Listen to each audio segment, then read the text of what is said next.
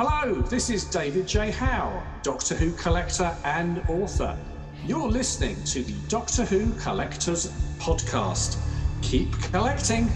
They all say, who is Doctor Who? Where is he from? What does he do? They wonder who is Doctor Who? So I ask you, who's Doctor Who? Welcome back to the Doctor Who Collectors Podcast, the podcast that explores the incredible world of Doctor Who collecting and all kinds of Doctor Who merchandise, and sometimes just Doctor Who, brought to you in part by Forbidden Planet and Bags Unlimited Incorporated. I am Larry Van Mersbergen, your host, and I've been collecting Doctor Who now for 42 years. Welcome to the 71st episode, celebrating our 60th anniversary of Doctor Who this month in November of 2023. Back in 1984, I opened one of the first Doctor Who stores in Chicago that exclusively served Doctor Who fans in 1984, called Bundles from Britain. And I never thought that anybody would remember it after it was sold off and became something else and became something else after that, and finally landed at Alien Entertainment many, many years later. But we are mentioned in a wonderful book called Red, White, and Who, the story of Doctor Who in America, and we appear on page 384. You can find a link to buy this book directly on our website at DoctorWhoCollectors.com. We don't make a dime from it, and we don't want to make a dime from it. We want every collector to have a copy. We are part of the Direction Point Doctor Who Podcast Network. You can find some amazing Doctor Who podcasts at DirectionPoint.org. And if you are a podcaster, why aren't you on our network? You can join the ranks of people like Time Streams, Police Box and Junkyard, Doctor Who Target Book Club, Traveling the Vortex, and many, many more. So visit directionpoint.org for more information. Speaking of great links, two resources that I always include in our podcast here to keep track of your books and hopefully do some more research on Doctor Who collectibles. The first, of course, is the TARDIS library. At timelash.com. Free place you can collect. You can keep track of your books, and you can sign up for a free account there. Thank you, Mr. Dan O'Malley. You can keep track of your books, your vinyl, your Betamax tapes, and mostly the media, but sorry, no magazines. If you can't find something, or if you're wondering if Doctor Who actually made a Halloween costume or had chocolate candy, you can find out at Howe's Transcendental Toy Box. That's at drwhotoybox.co.uk. Of course, by Howe, we mean David J. Howe, great guy, great friend, and an amazing collector. I hope one day to visit his museum up in Dorchester. Amazing stuff. If you're trying to find Doctor Who items at great prices, then look no further than DoctorWhoStore.com. Of course, it's in the name. That is Alien Entertainment's site. For that, you could also visit their store locations in Lombard or Chicago. Online, you can select free pickup from the store. It really saves on that shipping cost. But check out the store. Lots of Doctor Who and other science fiction and collectibles that are there. It's just an amazing place to visit. Gene Smith is my good friend and the owner of the company. You can also find some great items at Forbidden Planet, one of our sponsors. Just visit our website at DoctorWhoCollectors.com, select the Doctor Who merchandise links, and you can shop there. We've got some great 60th anniversary merchandise there for sale. Don't forget our own eBay store. We sell a lot of items that are duplicates. I tend to buy Target books and other books in bulk. And what I do then is I then sell off the ones that I don't need, and they're usually in pretty good shape. I don't mess around with high prices. We try to keep them reasonable. So all proceeds, of course, benefit the podcast. Don't forget our good friends at Who North America. I just had an amazing convention at Doctoberfest. Actually, it's not a convention, it's a festival. I got to get that right. And that's what we talked about on our last episode, and it was amazing. Spending some one-on-one time with Sophie Aldred, I will never forget. We walked through the collecting room. We had a dedicated room for my collection, and it was really fun to just walk through it with Sophie and showing her, just this the stuff, and she said she remembered a lot of things, but I do remember showing her a Daypole play set with her action figure in it, and she didn't have one. And I was just like, wow, I'm so sorry. She just said she never bothered to get one, and they didn't automatically send those to the actors when they did it. I think today they might do that, but that back then they didn't. But she was so wonderful and one of the nicest people in Doctor Who. So there we go. But Keith and Janney, of course, very amazing. They opened their store the same year that I did at Bundles. So you can find them at www.whona, that's WHONA.com. And let's not forget our friends in London here. I recently called the Who shop. Now, well, not recently, but a little while ago now. Anyway, when I answered the phone there and I said, hi, this is Larry Van Mersbergen from the United States. The first response was, we love your podcast and we love you at the Who Shop. Thank you so much. You can find a lot of great stuff at the Who Shop at thewhoshop.com. There we go. Of course, on our website at DoctorWhoCollectors.com, you can find not just our merchandise, but all of our podcasts are posted there. A lot of times those podcasts are taken down on Apple and other providers after a while. So if you want to hear the early episodes, you got to go to the website. You can download them at your leisure. Please let me know if you plan to use any content from them or you want to replay anything on your podcast. Just get my okay first. It's usually not a problem. We also have, of course, our guide to Doctor Who hardcover books. That is as complete a guide as we're trying to make as to what was available in the W.H. Allen Wingate, Longbow series of Doctor Who hardcovers that were 6x9, and some of the early ones had dust jackets, and some of them had the great Chris Achilleos artwork. Some has the wonderful Andrew Skilleter artwork. And they didn't do all the books in hardcover. They stopped the run in 1988, and they didn't quite get to all of them, but that's okay.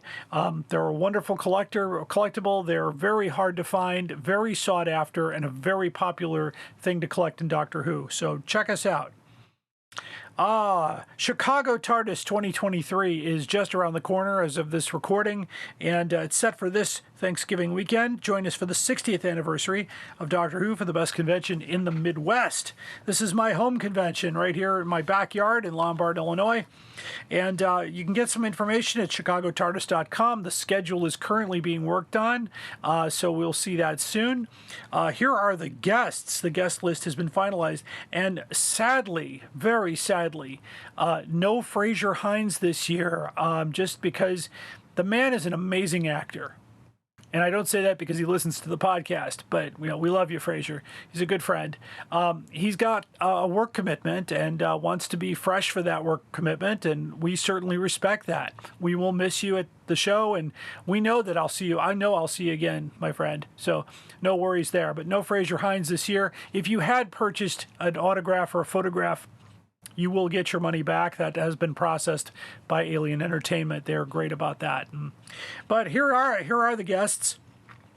My dear friend Katie Manning will be there, and with if the stars align and I can figure out a time, we will have her on the podcast. Either we'll do it live or we'll do it on Zoom when she gets home. It doesn't matter, but she's committed to doing an interview with me, and it's long overdue. We've known each other for over 20 years, so there we go. We're going to have 3 doctors at this convention: Peter Davison, Colin Baker, and Sylvester McCoy. We've also got Lisa Bowerman, one of my favorite people. She not only plays Bernice Summerfield in the Big Finish Adventures, she was on the last classic Doctor Who episode, Survival, as one of the cats. So that's kind of cool too. So she has a big connection to the program. We've got Jonathan Carley. He plays the War Doctor for Big Finish. My good friends John Davey and Mickey Lewis, they both play Cybermen and other monsters. They're great people. You'll see Janet Fielding and Carol Ann Ford, the first companion, of course. Jason Haig-Ellery, the CEO of Big Finish. I can't wait to see him. Author Stacey Smith will be there. Mark Strickson, who played Turlough. Rachel Talalay, the director. And Michael Troughton, the son of Patrick Troughton. And, of course, you don't want to miss my panel presentation, which I think will be on Saturday. We're waiting for confirmation, but of 60 items for 60 years, the Doctor Who Collecting Workshop. So you don't want to miss that. So if you need some more information, you want to get a hotel, there's still some rooms available. ChicagoTardis.com, and you can use the link on Chicago TARDIS to get that discounted hotel rate. I believe the double queen rooms are sold out, so I think it's just a handful of king rooms that are left, but that's okay. If you want to join us for that, you can. Of course, single day passes can be bought, and we hope to see you there. So what else is going on? Okay, well, I already did my 60 items for 60 years at Doctoberfest, and it was professionally videoed. So that gives me a really nice video. That video will be available on my Patreon page soon, but however, if you're attending the Oricon or Twin Cities Console Room conventions, you will see my show on the video screen, which I'm really pleased to hear that that's going to happen. Also, what's happening, there is an amazing documentary coming out on the 19th of November. I believe it's called The Fans of Who. I was contacted several months back about being in the documentary. And of course, I am in the trailers. So you can find those trailers on YouTube. I've added them to the playlist at the Doctor Who Collectors Podcast YouTube channel. But you could find them pretty easily on YouTube. I have been working hard to ensure, of course, as I mentioned before about our hardcover list on the website, to ensure that we have the correct printings mentioned. I always hear rumors on social media about second or third printing hardcovers by W.H. Allen or Wingate, and I'm always on the lookout for concrete proof of their existence, i.e. photo of the cover, photo of the spine, and photo of the copyright page telling us what printing it actually is. As far as I know, the only third printing that I'm completely aware of is the Loch Ness Monster. Now we're not sure there was a second printing. Nobody's seen a second printing. So we might think that it went from first to third, possibly without a second in place, but not sure about that. So many of my collecting friends are checking their collections and looking at their information to see what they have so we can have a great list of things to do.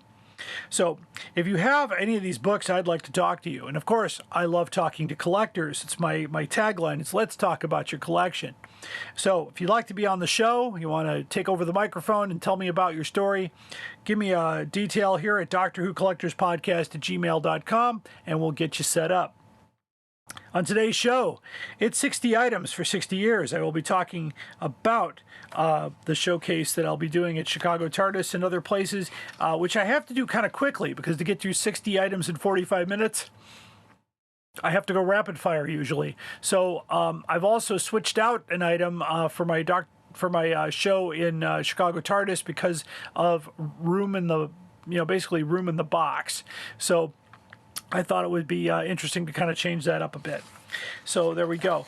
I'm going to try to share my own stories about how I obtained each one and what I know about it. I didn't go into any in-depth research or anything, but just my joy of collecting.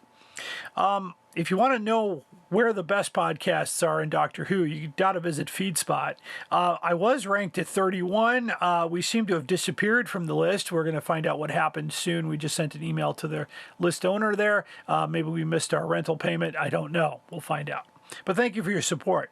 Speaking of support, of course, I want to thank our patrons. Anybody who supports us on our Patreon page deserves a shout out. And if you're not a subscriber to Patreon, you need to today. That's patreon.com/Doctor Who Collectors Podcast all together. If you'd like to see the exclusive video interviews that I do, that I record on Zoom, that I don't show on my YouTube channel. So, for instance, if you want to see the interview with Peter Purvis or with Sadie Miller or with Lauren Cornelius or with or any of the hardcover stories that actually show the books and the materials that I present in the podcast, you can see it there. So give us a try there, a $15 level or above, and you can always join and quit if you watch all the videos. I don't care. The support is needed to keep us on the virtual air. There we go. You can also support us at Podbean. That's where we are hosted, and you can support us there as well. Our theme song, of course, is Who's Doctor Who, composed by Barry Mason and Les Reen, performed by the great Fraser Hines. You can hear this podcast just about everywhere you get your podcasts, including Apple, Pandora, iHeartRadio, Podbean, and many others. You can also find this podcast podcast pretty close to home with your Direction Point Network podcasts at directionpoint.org. So give us a listen, share us with your friends. Thank you so much. After the break, of course, we will have our main story and the most outrageous offer. Stay tuned. Traveling the Vortex. Are you ready to embark on an epic journey through time and space? Join the thousands of Whovians around the world who've discovered Traveling the Vortex, the ultimate Doctor Who podcast for die-hard fans and curious newcomers alike. Every week, we dive deep into the Whoniverse, discussing the episodes, theories, and hidden gems. We dissect the Doctor's adventures, share behind-the-scenes stories, and explore the legacy of this iconic show. Traveling the Vortex brings fans together, fostering a global community of Whovians. Whether you're a fan of classic or new Who, there's something for everyone. Join us on this incredible journey as we unravel the mysteries of time and space. Don't miss out. Subscribe to Traveling the Vortex today on your favorite podcast platform. Traveling the Vortex. Your ticket to adventure awaits. Traveling the Vortex is a proud member of the Direction Point Podcast Network. You're listening to the Doctor Who Collectors Podcast. Keep collecting. Hi, I'm Juliet. And I'm Nathan. Experience Doctor Who from the very beginning through a classic fan's eyes. And through the eyes of a new Who fan. Reminisce and relive those classic moments with Nathan as he offers fun insight. Or experience them for the first time with Juliet as she dwells on social issues, history, fashion, and the size of a flashlight. We're the Time Streams podcast. Find us on Spotify, Stitcher, or Apple Podcasts. You're listening to the Doctor Who Collectors Podcast. Keep collecting.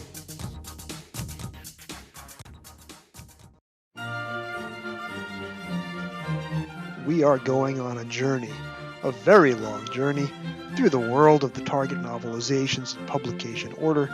Every week, we are looking at a new book, talking about Terrence Dicks, Malcolm Hulke, and all our Doctor Who novelization friends. Whatever you do, keep turning the pages. This is Jason Miller of the Doctor Who Literature Podcast, a member of the Direction Point Podcast Network, and you are listening to the Doctor Who Collectors Podcast. Keep collecting. Up there is the scanner, those are the doors, that is a chair with a panda on it. Sheer poetry, dear boy. And now it's time for the main story. Happy 60th anniversary to Doctor Who this year. And I was responding to a challenge, actually. This is what prompted me to schedule my panels and shows for this year. I thought it would be appropriate for the anniversary and to, just kind of showcase how Doctor Who merchandise evolved and changed and how related merchandise was important, not necessarily official products, because some years there were no official products, but there was something from each year of the series. And so the challenge was, do you have in your collection one item from each year of the series, 63 to the present day, something that you already own or have already ordered and it's en route? So I couldn't order anything new to fill any gaps. So I had to go through the entire collection, which took some time. And I did find one item from each year of the series. And so, of course, when I did my first presentation at Oktoberfest a few weeks ago, the question was, well, what did you find for 63? Because nothing came out. I said, well, not nothing. But you have to look hard and be, it's kind of like something I picked up because I look for the unusual and the strange and sometimes the unorthodox stuff related to Doctor Who. I decided that I have a very significant item from 63, so I'm going to do the 60 items through 60 years down the list here. If you want to see the items in question, you'll need to either come to my show, either at Chicago TARDIS or at, you can see it at Oricon in Portland, Oregon, or at the Console Room in Minneapolis. There'll be videos of that, or if you wait till December and join my Patreon, you can see the video on Patreon for a $20 subscription. That's going to be a higher tiered item. So there you go. But here are the items. So I'm going to start in 1963. In 1963, of course, the show started in November, so there was only 2 months of 63 where Doctor Who would be appropriate. I did pick up some years ago, a copy of the Radio Times from December of 1963, and there's really no articles in it, but the listing is important. The listing was for an episode, Doctor Who, The Survivors. And if you know that title, that's the first on-screen appearance of the Daleks. That's when it all started to happen. After that episode, millions of people tuned into the show to see the Daleks. So that is the first on-screen appearance of the Daleks, listing in Radio Times. So there you go. That's my 63 item. Of course, in 64, that's when things started happening, of course. I'm presenting the Dalek book by Souvenir Press. That is the first Doctor Who book ever published. That was co-written by, I believe, David Whittaker and Terry Nation. The history of the Daleks, the robot people, as they were called. And there you go. In 65, of course, Dalek Mania swept the, kind of like what Beatlemania did with their merchandise. It was kind of the same thing. Daleks and the Beatles were two very popular merchandise items in England. So I actually had two items for 65. I have a Dalek plate by Weatherby and Sons from 1965 and a Dalek pencil from the BBC with the display header as well, with the picture of the Dalek on it. Some nice things. 1966, I also grabbed two items here because in 66, the Peter Cushing movie came out. I have also the very first foreign language Doctor Who book. It was a hardcover book written in the Dutch language of Doctor Who and the Daleks, with the dust jacket, by the way. And a copy, a really near mint copy of the Dell comic Doctor Who and the Daleks, which I just looked up in a slightly out-of-date Overstreet comic book price guide that, in my condition, worth about $525 according to them. I don't know if that's true, but that's what the Overstreet people say, so we'll see about that. In 1967, this was interesting too. This was not a BBC product, but a license. Wall's Ice Cream decided to, they had a little book called the Doctor Who Space Adventure book with a picture of a long-haired beetle-like second Doctor. And with every ice cream you bought, you got a card that told a story. So I have a complete set of those cards, plus the book. I apologize. It's morning, so the coffee is going to be ongoing here. 1968. The most significant item, of course, was the 1968 Doctor Who Annual, which had the Cyberman on the cover, bursting into the TARDIS with Jamie McCrimmon and the second Doctor painted on the front cover. And of 1969, of course, we have the 1969 Doctor Who Annual. There was not much going on there, so that was what I had. And that, of course, features a photo cover of Patrick Troughton. So there you go. In 1970, again, my focus on collecting Radio Times magazine paid off here because I had picked up a copy of the January 1st Radio Times from 1970, which features a full-color photo of Jon Pertwee on the front cover as the third Doctor, with Spearhead from Space inside the listing. So there you go. 1971, I got a little creative here because I had a brief sponsorship deal with Repro Vinyls, and they sent me a reproduction box of the Sugar Smacks cereal with Jon Pertwee on the cover and the badges on the inside. Of course, it's not the real box. I think only 4 exist in the world, and I think I know 3 out of the 4 people that own one. One person dug it up out of a landfill and tried to restore it, and it's not bad. I mean, it had to be, it was quite damaged, but it's the original box. I believe that box was the design for the Repro, so that he was able to fix up the color and all that. But I do have all the badges that came in the box, so that was from 71. In 72, of course, we're still a year away from Target Books. I have a copy of The Making of Doctor Who by Terrence Dix and Malcolm Hulke from the Piccolo label. That will be reprinted on the Target Book imprint in a couple of years with Tom Baker's image on the front by Chris Achilleos.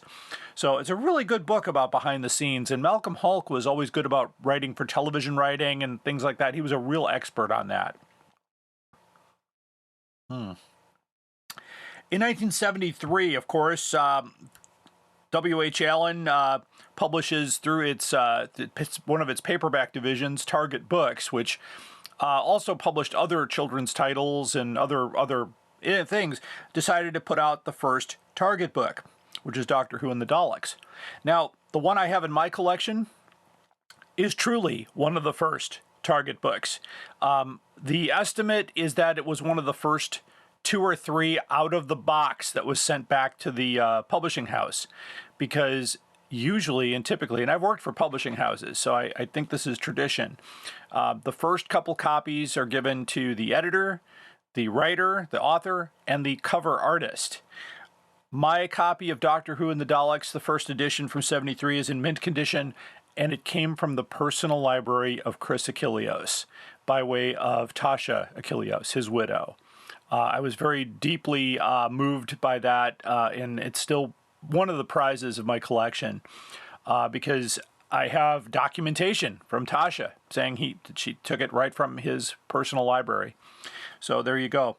In 1974, W.H. Allen, of course, started printing Doctor Who books in hardcover or cloth bound with a dust jacket. And that would be Doctor Who and the Auton Invasion, with wonderful cover art by Chris Achilleos. The first hardcover book, of course, very difficult to find. I do have one that appears to be in non-library condition, which means there's no marks in it. However, it's missing the title page, and that could either mean that there was a mark on it, or there was a dedication on it, or it simply fell out. I can't see any evidence that it was cut out. It may have fallen out, but that's that. 1975, we get the Dennis Fisher, Palitoy, excuse me, Palitoy makes a talking Dalek. And the technology, I have 3 of these talking Daleks. They're just amazing, and they still talk. There's a little tiny plastic record inside, and there's a spring that loads the needle to the record, and with the battery you can adjust the voltage, and it'll speak 4 different phrases. It actually is easier to find the Dalek versus the talking K9 with a record, because the record on the K9 was designed to be taken out and flipped over, and so of course they get lost or broken. And those are very hard to find. But the Palitoy talking Daleks, I see them all the time. They're really fun to have. In 1976, again, Dennis Fisher comes out with a board game called War of the Daleks. And I have played this game at Chicago TARDIS on occasion, where it has a moving game board with little tiny Dalek figures that were made for this game. It's really quite fun to play. And there is a winner in this game. I mean, there's other games where there's no winner. You just keep traveling around the universe. But you actually do try to find the King Dalek, and if you do, you win, or you get exterminated, actually. If you you have a 1 in 4 chance of getting exterminated when you get to the middle, but if your piece is touched by a Dalek on the moving board, you're sent back to the start. Exterminate. What a brilliant game. In 1977, this is an item I have because I got it in 1986. It's a hardcover copy of Planet of the Spiders, second printing, and what's significant about that is the earliest hardcover to get United States distribution. It was included in a package of books that was sent to me when I owned bundles from Britain back in late 85, early 86. That basically Lyle Stewart could not sell these hardcover books. They tried putting them out to bookstores and to other places, and they kept getting sent back, because bookstores back then you could send back unsold stock. Well, they asked us on a typical day. I know I've told this story before, but when I was, we were ordering Target books for the big convention that was TARDIS 22 in 86 or 85 rather. We were asked if we were interested in the hardcovers, and said sure. So we got all these 3, 4, or 5 large boxes sent to us, and included many copies of Planet of the Spiders. So of course I have a copy from that inventory. 1978, they came out with the Doctor Who press out book. I have a copy of that has nothing pressed out of it. Pretty fun. 1979, big year for that. The very first Doctor Who magazine was published. That would be Doctor Who Weekly #1, featuring Tom Baker on the front cover and the free giveaway transfers. I do have a couple copies of that magazine. I believe they're well into the late 500s on this magazine now, so that's a very significant achievement there for Doctor Who. Marvel UK used to publish that. In 1980, I have a TARDIS tin bank with Tom Baker painted on the side. These were in my shop in the mid-80s. They were imported to the United States through the Barbara Elder Corporation, but they were made and sold in the UK in 1980. 1981, licenses were given to the ViewMaster company, 3M, I want to say. I'm not sure. I'm going off my memory here. I have no prepared notes, so please don't lambaste me if I get it wrong. But they came out with a couple different items for that. There was a there was a gift set that included a box with the ViewMaster inside and the full circle circles in there, but those are very hard to find. And I guess there's two different printings of Full Circle in yellow and red on the sleeve. I'm pretty sure I have the yellow one, but I was told that was the more rare one, which is weird because in my shop I had a ton of those yellow ones. So maybe they got sent to the United States and they were rare in the UK. I don't know. I'm trying to get more information about that. But they came out with the ViewMaster, a 3D image. I usually take my my sample ViewMaster around and I pass it around the room and give people an opportunity to see it because it's really quite something. And that's how we entertained ourselves when we were kids. In 1982, of course, the home video market was booming in the United States. And there was a local video store by me called, I don't remember the name, but it might have been Video Nuts or something like that. But they had the original Doctor Who and the Daleks VHS from HBO EMI. And we rented that to watch it. And of course, a few years later, the shop was going out of business. So I went in there. And he said, I've got to get rid of everything. And I said, what are you going to do with the Doctor Who and the Daleks? He goes, oh, why don't you just take it? And then on the wall, I noticed the poster. I said, are you going to throw that away too? He goes, yeah, do you want it? So he took it down and gave it to me. So that was a kind of a nice find. Those posters are hard to find. The videotapes are hard to find. In 1983, of course, the 20th anniversary of Doctor Who, it was really cool to get a copy of the Radio Times that had a cover designed by my good friend Andrew Skilleter, with which I guess he got invited to the reception. And also significant, that Radio Times issue with the 5 Doctors was the first issue of Radio Times to ever get United States distribution. They asked the Radio Times publisher to print many, many copies of that because they were going to ship them to the U.S. And they kind of scratched their head and said, why? There's nothing. Well, it's Doctor Who. So I actually had copies of that in my shop. Very cool. In 1984, another significant year, of course, in Chicago, being where I'm from here in the Chicago area, the first big Ultimate Celebration convention with many guests, including Troughton, Pertwee, Tom Baker, and all that, all in the same place, which was really quite something. The company that behind that was called Spirit of Light, and he also got a license to make certain toys. And in 1984, in Chicago, Illinois, they manufactured the very first sonic screwdriver toy. It's molded plastic. It sounds like a dentist drill, but I have a copy, and it's the first sonic screwdriver right here in Chicago. These are also 1985. I have something from my old shop. Royal Albert China did a series of 5 Doctor Who plates, which included 3 Doctors, the Daleks, and the Master, I believe. And I have all 5 in the boxes. The boxes have, held up pretty well. They got a little bit water damaged, but the plates are in amazing shape. And they've been from the Bundles from Britain inventory from 1985. Okay, 1986, I have a copy of Doctor Who and the Pescatons on cassette. That came out in 1986. In 1987, I have the largest Target book ever printed. That was the Build the TARDIS Without Scissors or Glue for £7.95. Measures way over 11 by, more than 11 by 17. I can't remember, but it was the largest Target book ever printed.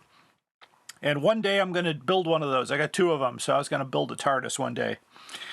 1988, W.H. Allen, due to lacking sales of the hardcover editions, announced that mid-year they were going to stop producing hardcovers. So the final hardcover title, Doctor Who and the Smugglers got only 1,000 printed, and that came out in 1988. I do have a mint copy of that. One of the confusing things about that is that you might find a copy with a Lyle Stewart price tag on the back, even though Lyle Stewart did not sell the hardcovers after 1986. Those price tags were applied in the UK before they were shipped over to the United States. In this case, the Smugglers did get a couple of bookstores that imported them from W.H. Allen, because I have a few people that told me they bought them at a Crocs and Britannos. And so it's possible they did not come from Lyle Stewart. They may have come directly from W.H. Allen in the UK. So that's why a couple of them landed here in the United States. Not too hard to find copies of those. I've seen a few floating around, but you'll pay for them. Up to $750 for one of those. 1989, we get the Battle for the Universe game. Of course, in 89, that's the final year for the classic Doctor Who series.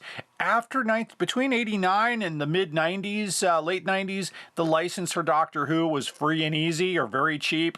And so there were a lot of things that continued to come out after the show officially ended in that year.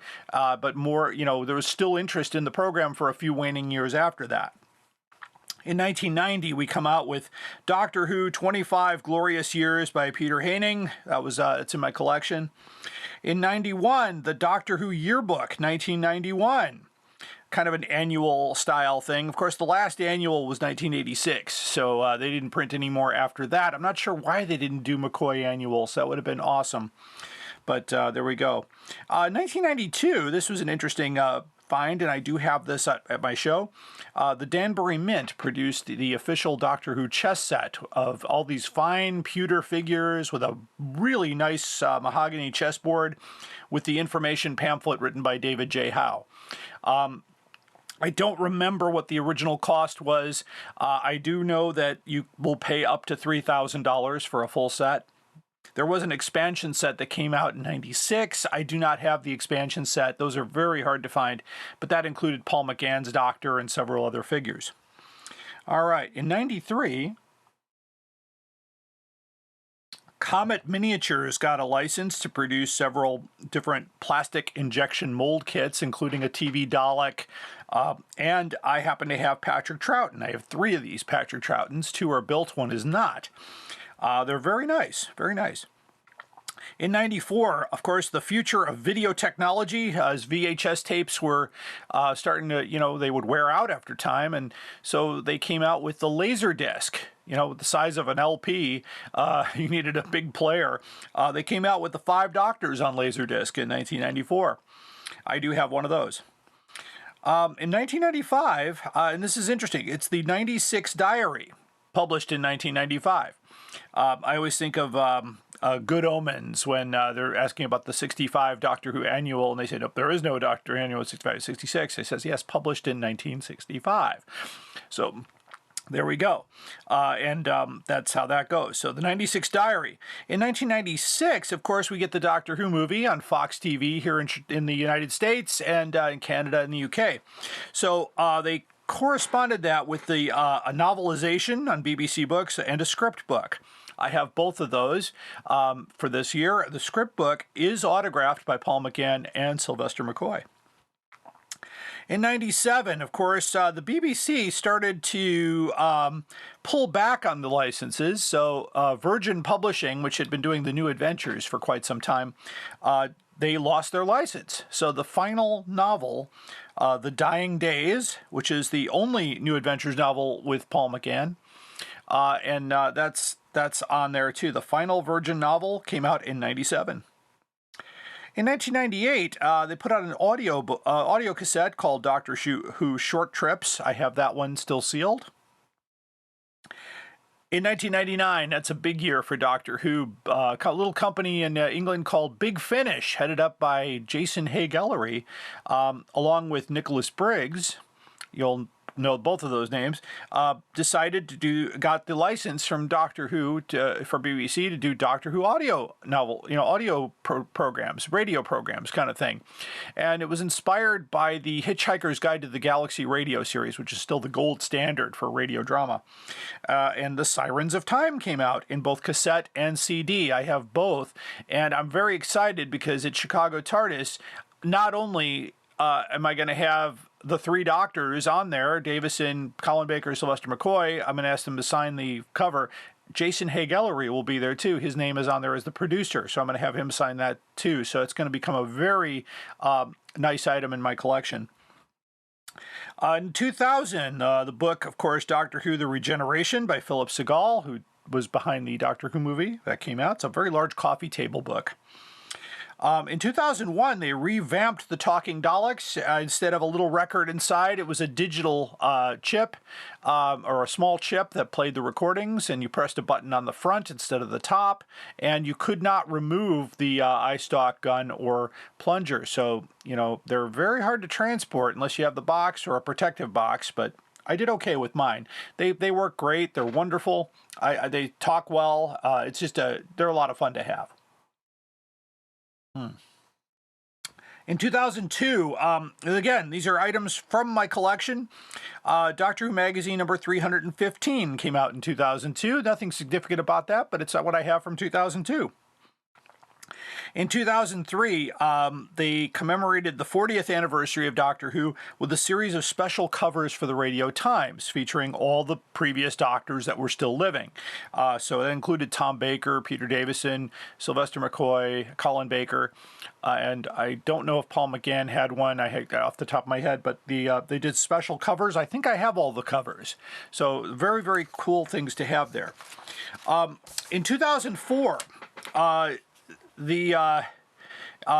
believe it was Daypole or one of these companies decided to reproduce an old Dalek toy. In this case, this is the Clockwork Dalek that was produced in the 60s. It was one you wound up and so this came out in 2004.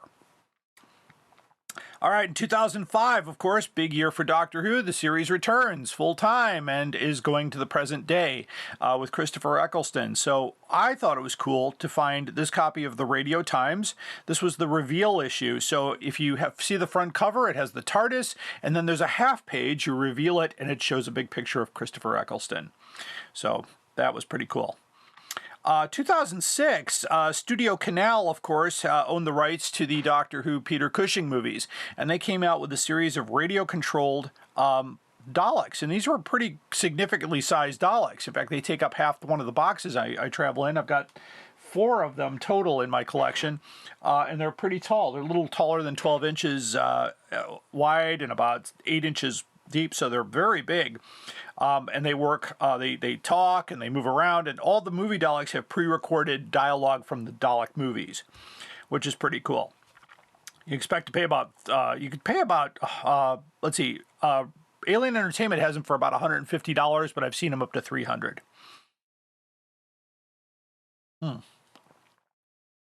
2007, we go to that. Another set of talking movie Daleks. These are the micro talking movie Daleks. It's a set of 4 Daleks from the movie, and you press down on the top of the dome, and it speaks a line from the movie. So I still have that in the box. In 2008, they came out with a toy called the Dalek Voice Changer Helmet. I have one, and I usually have it out for display and for use. I don't have the box anymore, but you turn the microphone on and you can talk like a Dalek and the lights go off, or you can use the pre-recorded Nicholas Briggs and the sound effects. It's really kind of cool. In 2009, this was another Studio Canal release of the soundtrack to the Doctor Who and the Daleks movies and a 2-record vinyl set, and I've got that from 2009. In 2010, the Wii, Nintendo Wii in the UK came out with a game called Doctor Who Return to Earth. This game never got released in the United States and will not work on a United States player. So I have a copy of that. In 2011, this was interesting. I have the complete set of Serpent Crest, which is an audio adventure featuring Tom Baker and Richard Franklin. There's like 15 CDs in there. And of course, they just came out with a huge vinyl collection of that as well. But those came out in 2011. In 2012, they came out with a new inflatable Dalek. That is the the new design Daleks that got maybe 5 seconds of attention before everybody said, what new design Daleks? So I have one of those in white, which I will have at the convention, all completely blown up. In 2013, this is also another UK item, they came out with the Fourth Doctor time capsule, which included a DVD, a sonic screwdriver, an action figure, a couple of prints, Tom Baker's autograph, and a big box. And of course, this was only playable on UK players and only sold in the United Kingdom. In 2014, we get the Adventures in Time and Space movie, but I have the soundtrack CD, which has some amazing soundtracks on there. And of course, there is a reversible cover on the CD, so I have both two CDs with both cover options showing. 2015, I got this as a Christmas gift one year. It was the Funko Pop TARDIS number 227. Kind of hard to find these days. I've been trying to find another one, but nope, no luck. But that came out in 2015. 2016 was the anniversary of Doctor Who Magazine, the 500th issue, and they commemorated it by doing the exact same cover with Peter Capaldi on the front cover, which I guess Tom Baker really enjoyed seeing when they showed it to him. And they put them side by side, and it was quite a thing. But Peter Capaldi, of course, was a huge fan of Tom Baker's and a huge fan of Doctor Who. And it's a shame he's not appearing in any of the. He didn't appear in Power of the Doctor. He didn't come back to do any of this stuff. I really wish he would. I really enjoyed his run. In 2017, the company here. Made a game, I can't remember the company name off the top of my head, but the miniatures game came out, and that company went bankrupt. I believe Warlord Games, I want to say. I think that just came to me. So that game is still mint in the box, and it's out of print. I don't know if anybody's picked up the license for that yet, but maybe they will. In 2018, I got, again, another Christmas present. It was a Jodie Whittaker action figure. It's about a foot tall. It's not I really like Jodie. Jodie is a great actress. I love the Doctor. It's Doctor Who to me. I don't delineate classic and new. It's Doctor Who. That's how I see it. In 2019, this big game called Time of the Daleks, with all the various add-ons and expansions and all that, and I have all of those. All right. In 2020, they released on vinyl, and I have this, The Paradise of Death and Ghost of N-Space, the first two audio that was done by John Pertwee. This was the inspiration for Big Finish, actually. It's a shame John Pertwee died 3 years before Big Finish launched Sirens of Time. I'm sure he would have been in it if he had still been around. But I have those vinyl records. 2021. Sad year, actually. My friend Chris Achilleos passed away, and just before he died, I got a copy of Kaklak, The Art of Chris Achilleos, and of course now you can get a copy that was been revised with tributes to the late Chris Achilleos. And again, I'm always thankful of my friendship with the Achilleos family, both Anna, his daughter, and Tasha, his widow. In 2022, I have the Doctor Who Series 11 and 12 trading cards in the binder. So that was my 2022 item. And my 2023 item was already on order.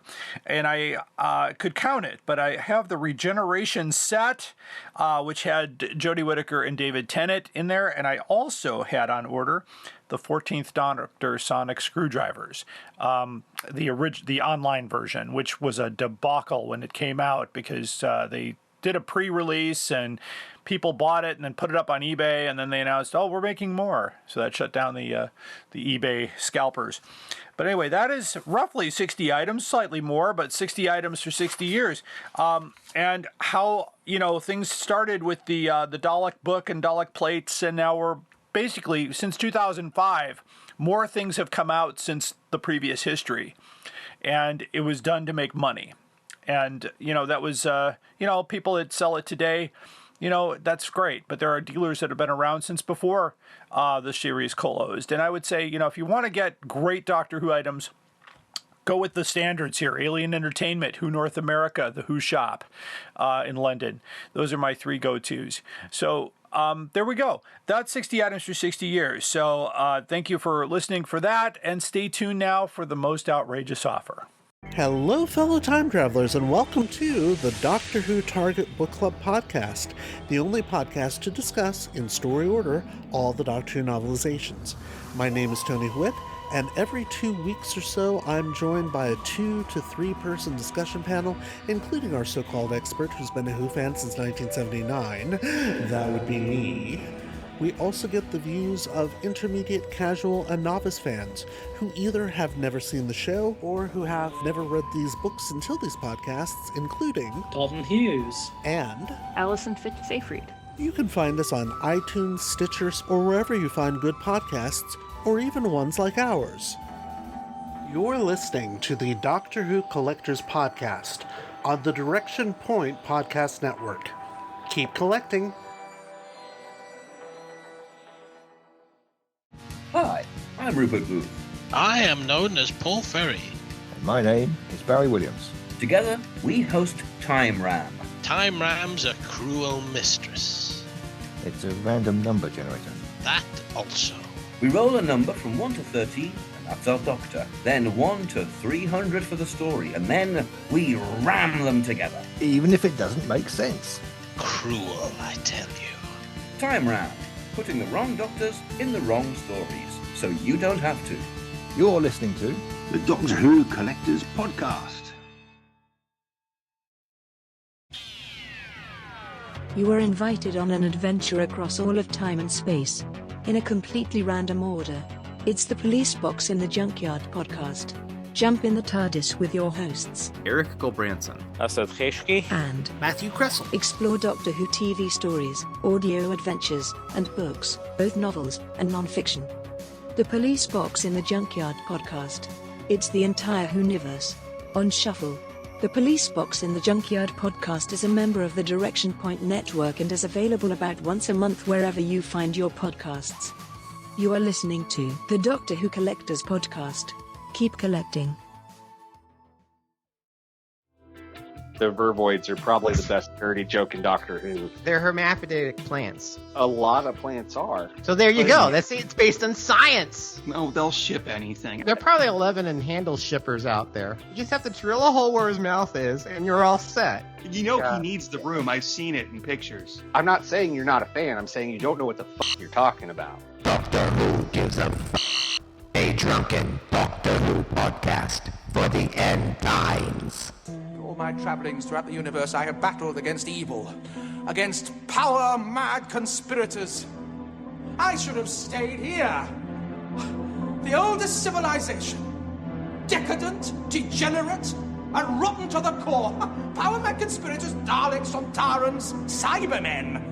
They're still in the nursery compared to us. 10 million years of absolute power. That's what it takes to be really corrupt. And now it's time for the most outrageous offer. The most outrageous offer is an item or Doctor Who related item that appears to be priced way beyond what it should be or where it actually lies in the market. So today I have a hardcover book that's in good condition. It's not in new condition at all.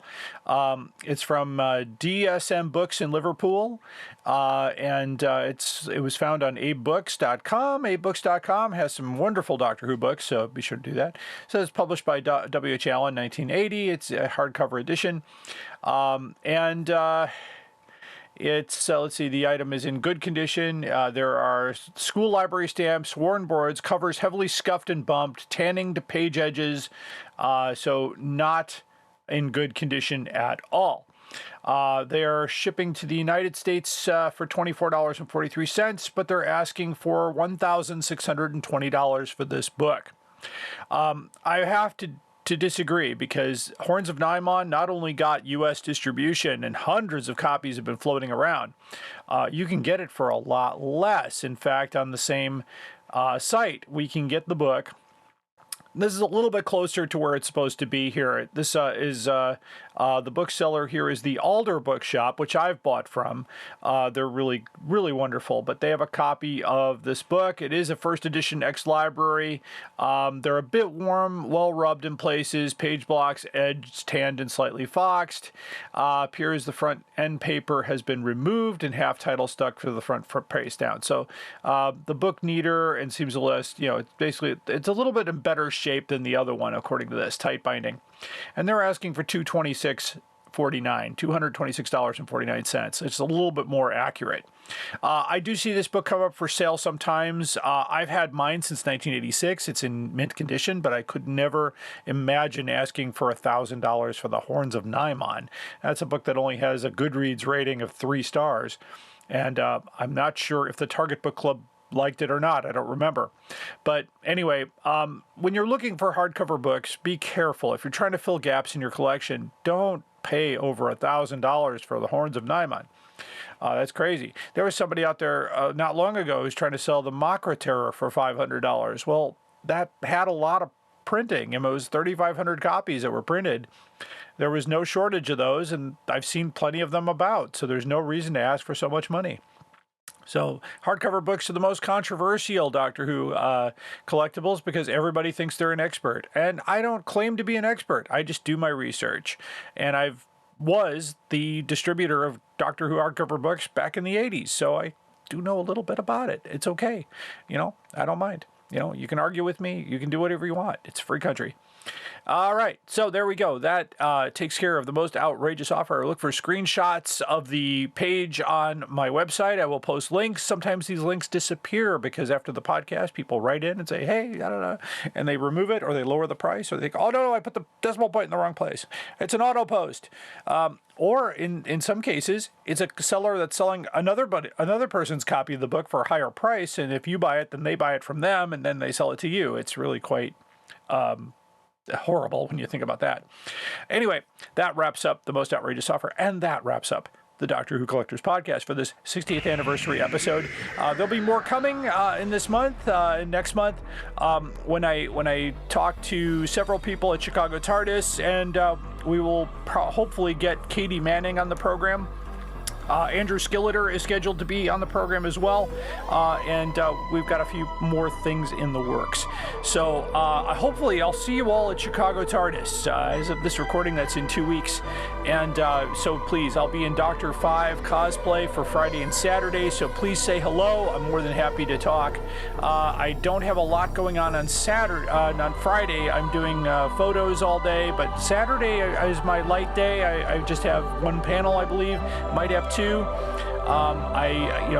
It's possible, but not guaranteed. I might be doing a main stage interview this year. Let's hope so. I know people want to see me up there doing it, so hopefully they'll recognize that and put me up there. And then, of course, we've got Sunday. We'll be doing some gaming. We got Dodge the Daleks. We'll be playing that game in the Gaming Citadel. So we'll hopefully see you there. Until then, keep collecting.